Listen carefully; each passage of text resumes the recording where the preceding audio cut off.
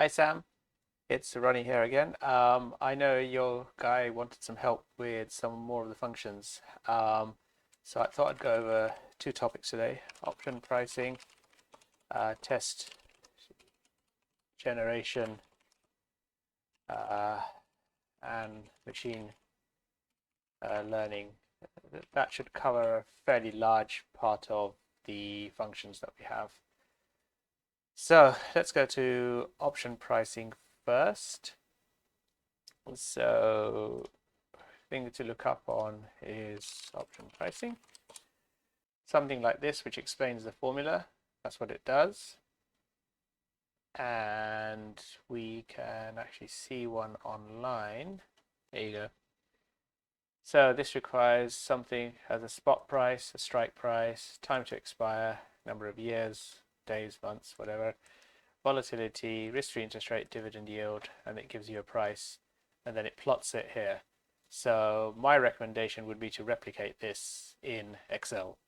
It also has some values like delta, gamma, theta, and vega, which we can also do, and I'll show you exactly, and then it has an explanation.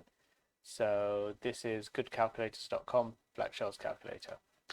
So let's do this exact same thing in our one. So let's just copy some values. So spot, strike, volatility, risk-free rate, and dividend yield, 250, time to expire 1 year. Volatility is about 15%, risk-free rate 1%, dividend yield 1%. Yes, price.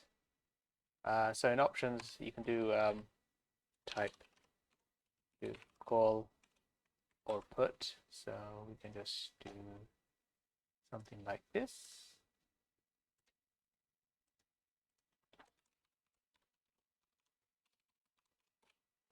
That way you get a little drag and drop box, and we can say the price, and then we're also going to calculate all the other factors that we saw: delta, vega, LBS. So you can either do call or put, or you can just do price.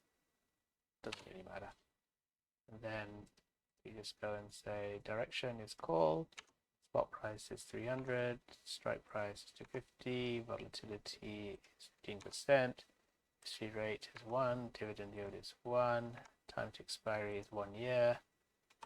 You get the price of that.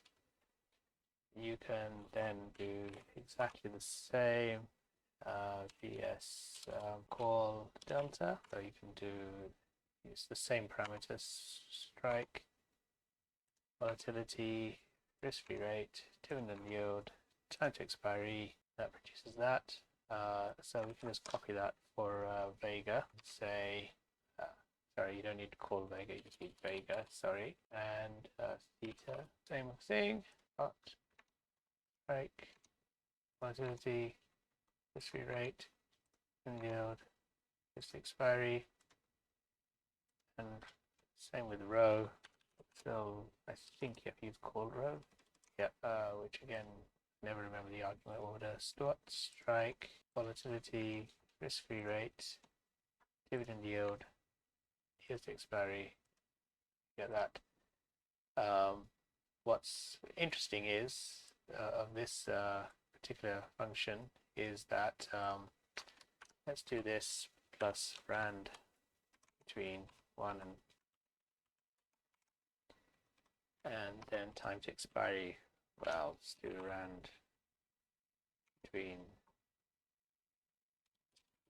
let's do rand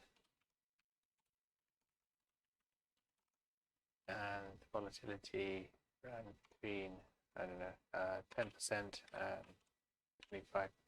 Doesn't allow you to do that. Okay. Let's just keep it the same then.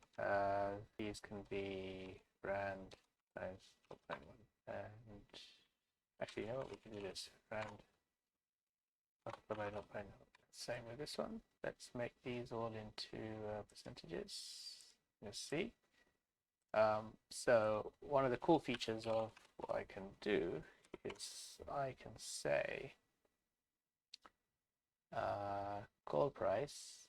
Instead of doing one number, I just do spot, strike, volatility, risk-free rate, dividend yield, times to expiry, and it produces 5 values, exactly the same values that you, in the order that you expected. And the cool thing is that if you swap this around and do it vertically, it will do exactly the same thing. So it will automatically orientate depending on which way around you put the value. So it will go either horizontally because you coded it horizontally, or vertically if you code it vertically. Anyway, that should give you pretty much everything you need to replicate this, because all this is these values, which we've just figured out, the call price and the put price is equivalent.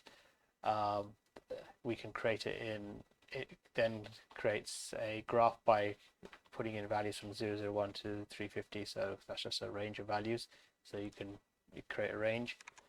So you could replicate this website. Here's all the gamma theta values, which I've shown you how to do as well.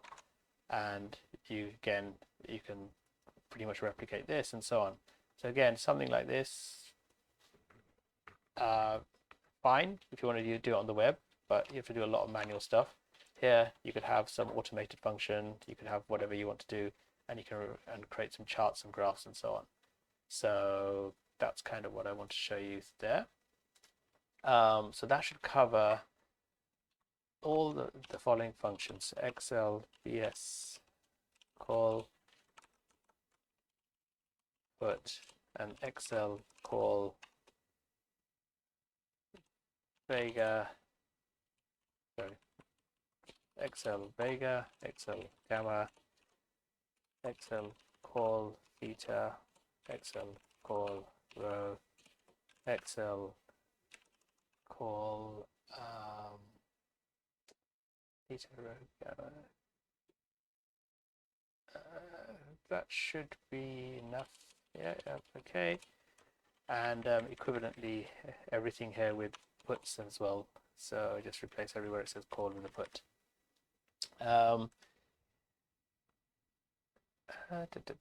Yeah, and that should cover a large part of the options. There's also Excel call implied vol.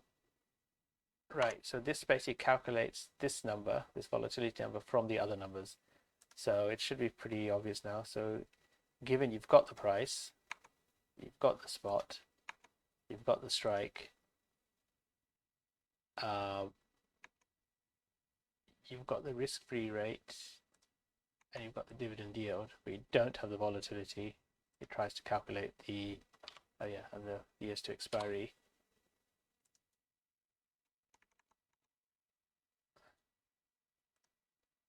It tries to calculate the vol, and as you can see, it matches. So again, there's a call version of this. So Excel call implied vol. It's basically, it reverses the formula, but it does in a quite an interesting way. But the maths we don't need to go into. There's also Excel call implied interest rate, same idea, which tries to calculate this risk-free rate given everything else. So you've got the price, you've got the spot, you've got the strike, you've got the volatility now, you've got the dividend yield, and you've got the time to expiry, but you don't have the risk-free rate. It tries to calculate it, comes back with 1%, well, as close as possible. Again, the methodology that he uses gives you a slight error, but that's a theoretical problem as opposed to something that you need to worry about, and it's been trying to be solved by many people around the world.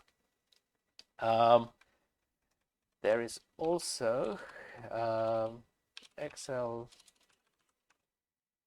strike from delta, call strike from delta.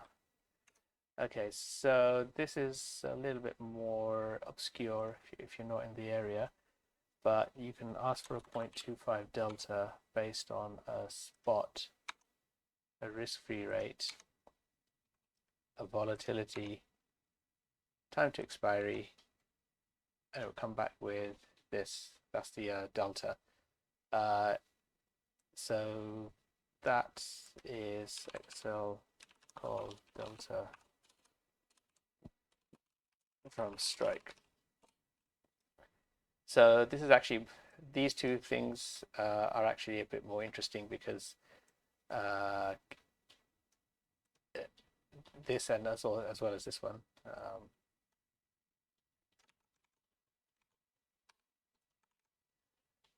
These last three are not usually found on pretty much any website. I've not found any because they're quite hard to implement, and it basically means they're reverse engineering this formula and also taking some numerical issues into account and stuff. So we've got these as well as all these, and the other thing is this does it in an array fashion as opposed to one at a time. And that's actually a big thing because in a typical case, you probably have a portfolio of assets as opposed to one. So you don't want to do one at a time, so it would just take forever, especially if you think about this one, doing one at a time, plotting the graph between the range of 001 and 350. That's going to take a long time to do one by one by one. So you're not going to get this graph very easily. And it doesn't even allow you to combine options as well. So yeah, you're kind of stuck. So this is a big advantage of this. Okay, so that's that. Next is test generation. So what we're going to do is we're going to go to that Mockaroo site.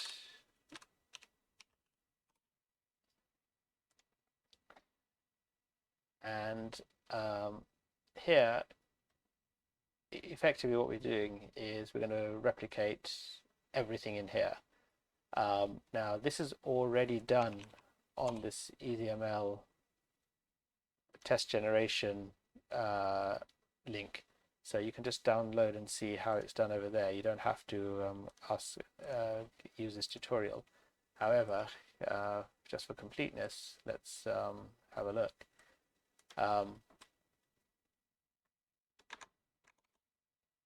If you go to here,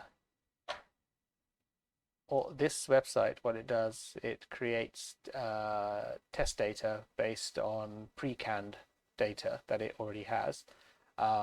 The value add is what they have done is they've gone off and figured out the specifics of the data. So they've created a whole bunch of values for, say, common names, scientific names, in this case, car make, car model, car years, currencies, and so on. So they've actually pre-canned all these, and then it just chooses one out of those to give you a value. That's fine as long as your test data is okay, as long as your test requirements are within the range of values that it produces. If it's not, then you're kind of out of luck, and they charge you, I don't know, 10 million rows, about $500 a year. So that's quite a lot if you think about it, in terms of what you want to do. So Excel has a capability of a million, well, actually 1024 squared, just over a million rows. So, and obviously there's no restriction on easyml to generate this. The way we generate these functions is using regular expressions. So if you know regular expressions,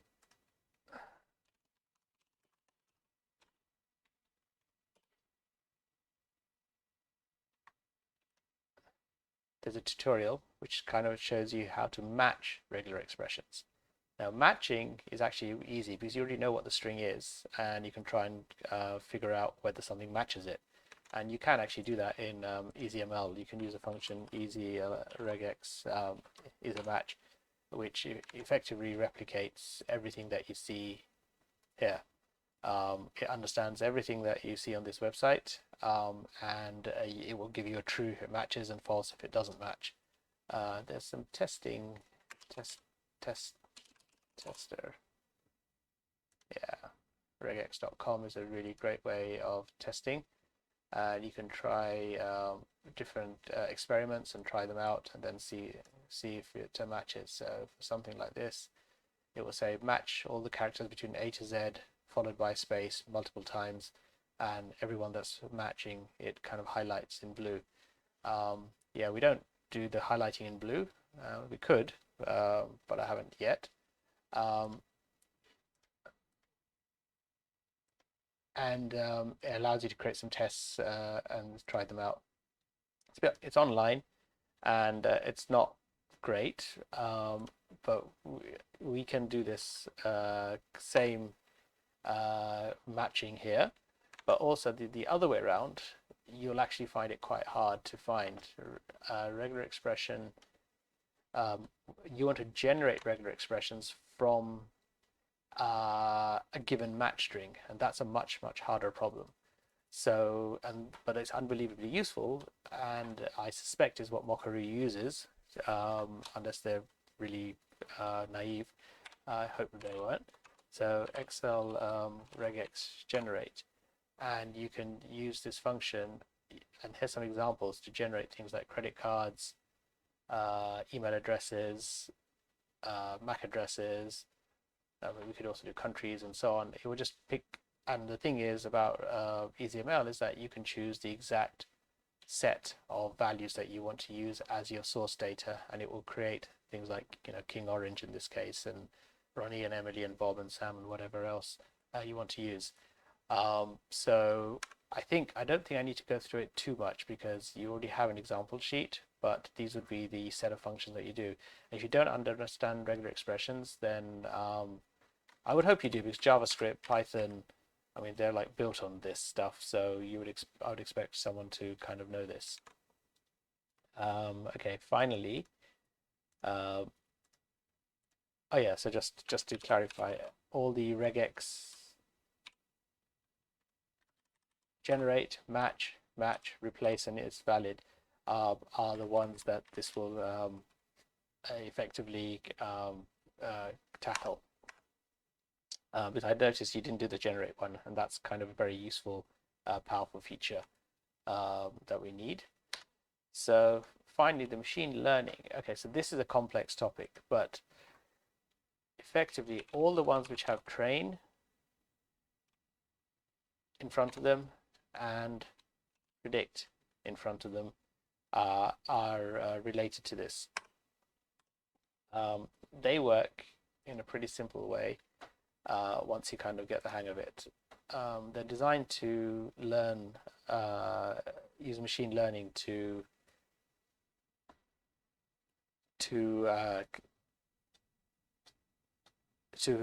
estimate and predict things. So let's just see if we can find out how this works. Right. So here's some data. Now the data, this is a famous piece of data in the machine learning space. It's called iris. So if you want to understand iris machine learning,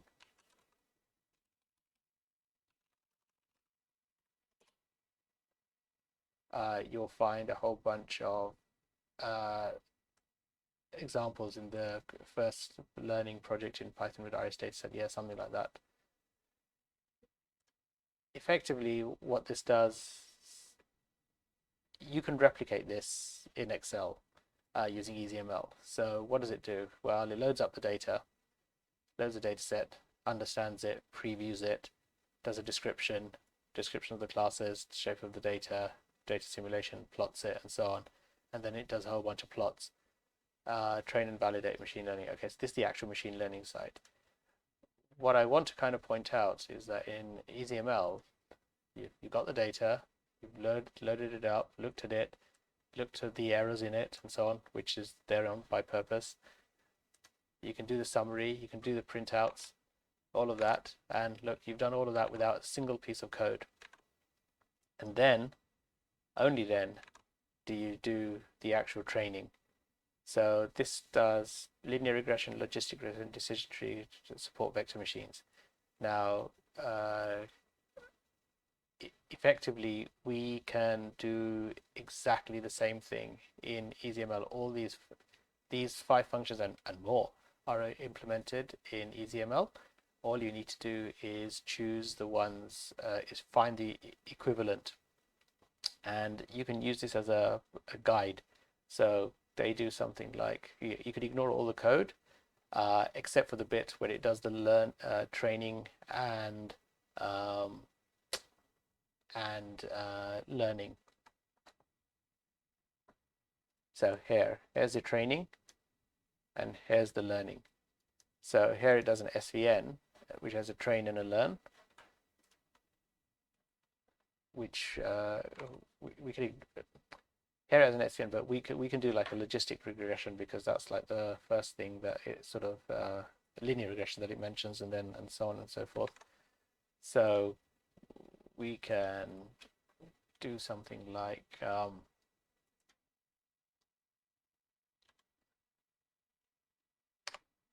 train, which takes in some data. So this is your input data, this is your output data. Trains multinomial meaning that it uses more than one set of data. So this is using 4 sets of data, which is sepal length, sepal width, petal length, petal width.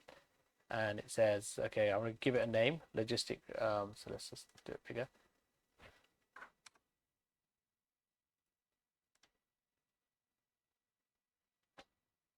This puts it into logistic, so something called logistic regression. Takes the input, takes the targets. This is the prediction. It says this is what I want to be able to predict.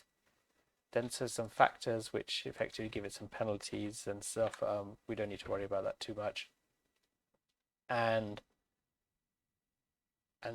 then it has some number of iterations that it runs through, and then it says okay, it goes up and learns and tries to my credits expired, and then it comes up with some results, and then it tries to do a prediction and tries to see what it actually finds. Yeah, this is not that accurate so far, but you know, that's because we need to play around with it a little bit more. But that's effectively what it's doing. So depending on what parameters you put in, it will try and see. So anyway, that is for the user to figure out whether the actual prediction makes sense or not. But that's how you use the logistical regression. Linear regression done in a similar sort of way. You have the predictions. You just predict the linear regression based on these values. So this is what we already have. Here's all the data. The linear regression is obviously straight, so it's predicting these from those values, which is fine. Some fuzzy matching, which it tries to match. This is matching, so it tries to find some strings and tries to match milk, and it says, well, I think these are the strings that I think are closest to milk: mild, alia, mint, malt, and so on. It tells you how good or bad the actual match was, so that's kind of useful. Gaussian process is a little bit more complicated. I'll come back to later. Decision trees, this is a similar sort of thing. It goes and learns based on here's the input data, here's the output data. This is what it's trying to learn, and this is what it actually predicts. So you can see it's actually pretty accurate, this one. It's got like number 3s, number 2s, number 1s. Let's have a look. Total number is 146 values, and counts if true.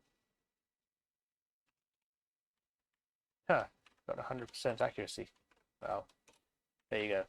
So it correctly predicts the direction of well, it correctly predicts the type of leaf or species of leaf from there. So if you imagined applying this to a currency or a cryptocurrency predictor or a equities predictor, is the price going to go up or not? After you've trained it on some data, it will come back with, I wouldn't say 100% correct, but it should come up with something pretty accurate using this. So maybe this is something that you do right at the beginning in terms of videos.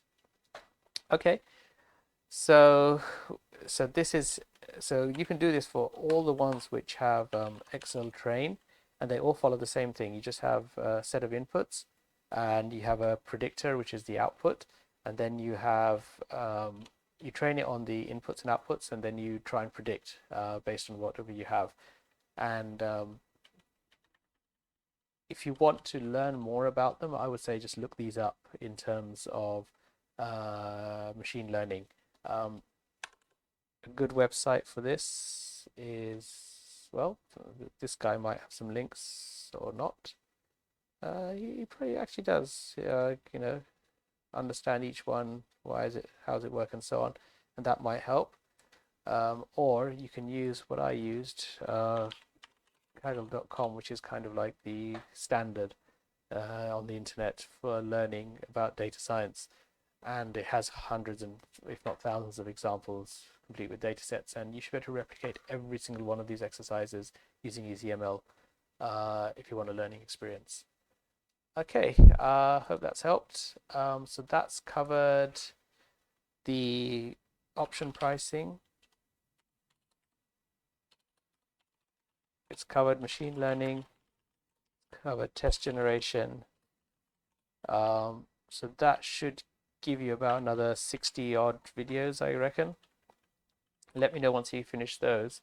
And the only other thing that I would say you could also do are the maths videos. Maths is easy. 1, 2, 3, 4, 5, 6, 7, 8. So everything with a V, not everything, but almost everything with a V, does things like absolute, add, not var,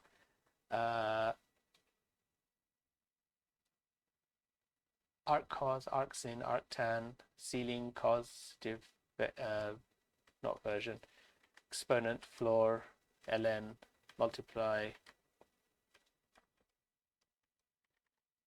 sin, sub and tan. So these are all the standard math operations, like you know, add is add, sub, mul, div, tan, cos, sine, abs, ln, explore, ceil.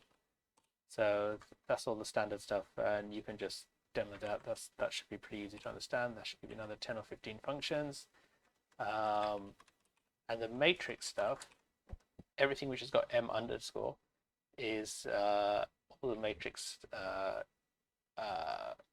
matrix functions. So you can add to, I mean, this is something which is oddly very difficult to do in, you have madd as opposed to vadd. The format is, I think, 0 for matrices, left-hand side, right-hand side, and that creates a resulting matrix.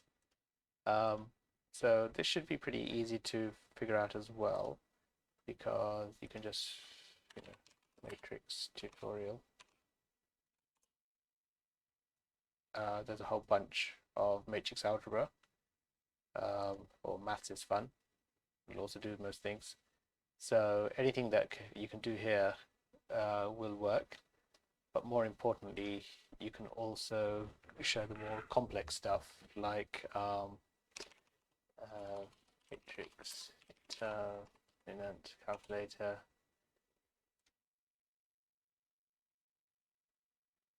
which calculates the determinant of a matrix and so on, inverse, rank, Gauss-Jordan, row echelon, eigenvalues, eigenvectors, exponential, all of these things there are equivalent functions for, and they're just prefix with m, and that should give you the ability to do things like eigenvalues, eigenvectors, factorize, inverse, qr squared, solve Hermitian matrices, solve for t, solve for single value decomposition, which is SVD. Koleski, CL is all the Koleski functions as well, so you can look it up. Decomposition, it'll tell you what is it, how it works, and so on. And there's an example. Every single one of these has an example in the matrices example.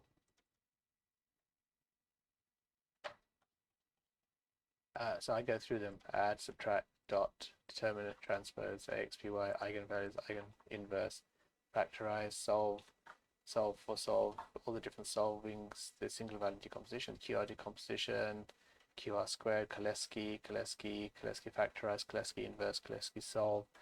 And I also show how to do the same thing with complex numbers, which makes it even more powerful. And I don't believe anyone offers that within Excel at the moment, anywhere in any of the products that I've seen online. So that you can hopefully use to cover all the matrix examples. And that should give you another 20 odd functions. So I think at that point you should have everything pretty much done. And then I think if you did all of those and you excluded the machine learning, because I think that's probably the hardest one to kind of get right, you would still do pretty well in terms of comprehensiveness. So I would say go with that. Thanks very much.